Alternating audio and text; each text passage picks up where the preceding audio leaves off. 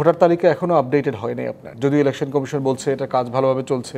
আমি পার্সোনালি তো আমার দরজা থেকেও আসে নাই।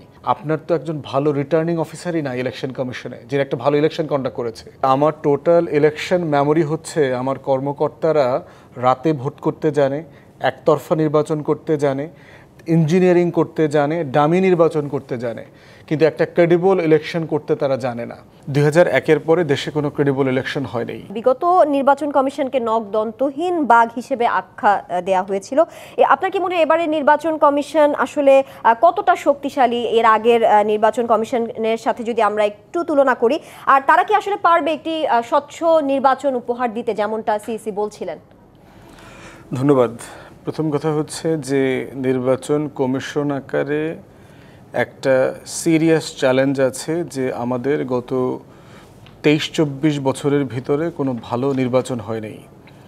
ইনস্টিটিউশনাল মেমোরি বলে একটা কথা আছে, যে একটা প্রতিষ্ঠানে হিস্টোরিক্যাল একটা পরম্পরা থাকে, যে আমার সিনিয়ররা কাজটা এইভাবে করেছেন, তাদের সিনিয়ররা কাজটা এইভাবে করেছেন, সিনিয়র সহকর্মীদের কাছ থেকে প্রাতিষ্ঠানিক যে চর্চার যে স্মৃতিটা ট্রান্সফার হয়।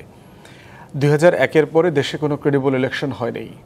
তো এইটা শুধুমাত্র আপনি এই ইলেকশন কমিশনের সাথে গত 3টা ইলেকশন কমিশনের তুলনা করলে হবে না আর কি, যে গত 3টা তো জাস্ট মানে good for nothing election commission ছিল আর কি।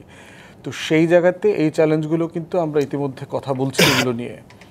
সমস্যা যেটা হয়েছে, নির্বাচন কমিশন পুনর্গঠিত হবার পর থেকে তারা নিজেরা এখন পর্যন্ত রাজনৈতিক দলগুলোকে ইনভাইট করে এই চ্যালেঞ্জগুলো সম্পর্কে জানবার চেষ্টা করেন নাই।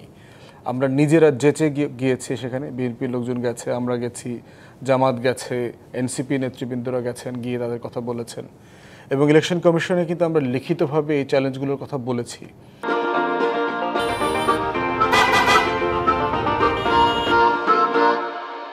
এইটা হলো ফার্স্ট চ্যালেঞ্জ, যে আমাদের টোটাল অ্যাডমিনিস্ট্রেশন একটা ইলেকশন ইঞ্জিনিয়ারিং জানে। 2008-এ ইঞ্জিনিয়ারিং করে কিভাবে আপনার টোটাল 88টা আসনে সীমানা বদলায়া দিল। বদলায়া দেওয়ার কারণে বিএনপি 132 থেকে 136টা আসনে হেরে গেল, শুধুমাত্র সীমানার পলিটিক্সটা করবার কারণে। এইটা দিল্লির প্রেসক্রিপশন এবং তখনকার 111-এর যে ইলেকশন কমিশন ছিল তারা এটা মিলে করেছে। যদিও বিএনপি 2008-এর নির্বাচন নিয়ে খুব বেশি কথা বলেন না স্যাডলি। দ্বিতীয় দেখেন 14-তে একতরফা নির্বাচন হয়েছে, 18-তে রাতে হয়েছে, 24-এ ডামি হয়েছে। তাহলে আমার টোটাল ইলেকশন মেমোরি হচ্ছে আমার কর্মকর্তারা রাতে ভোট করতে জানে, একতরফা নির্বাচন করতে জানে, ইঞ্জিনিয়ারিং করতে জানে, ডামি নির্বাচন করতে জানে, কিন্তু একটা ক্রেডিবল ইলেকশন করতে তারা জানে না। অতএব সেই না জানাটাকে আমরা কিভাবে অ্যাড্রেস করব? পার্টিকুলারলি আমরা ইলেকশন কমিশনকে তখন বললাম দেখা হওয়ার পরে, যে আপনার তো একজন ভালো রিটার্নিং অফিসারই না ইলেকশন কমিশনে, যে একটা ভালো ইলেকশন কন্ডাক্ট করেছে। কারণ এই মানুষগুলো তো রিটায়ার করেছে, 2001-এর পরে যারা ছিল গ্র্যাজুয়ালি বয়সের কারণে রিটায়ার করেছে।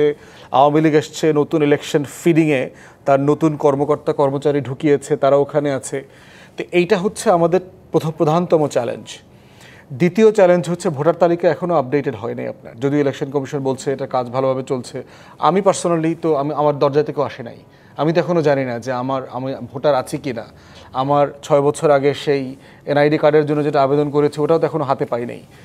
থার্ড সমস্যা যেটা হচ্ছে, যে আপনার রাজনৈতিক দলগুলোর ভিতরে প্রচণ্ড চ্যালেঞ্জ আছে, কারণ একটা ভালো নির্বাচন, পার্টিকুলারলি ধরেন বিএনপি কথা বলেন, তার 17-18 বছরে সে একটা ভালো নির্বাচন পায় নাই।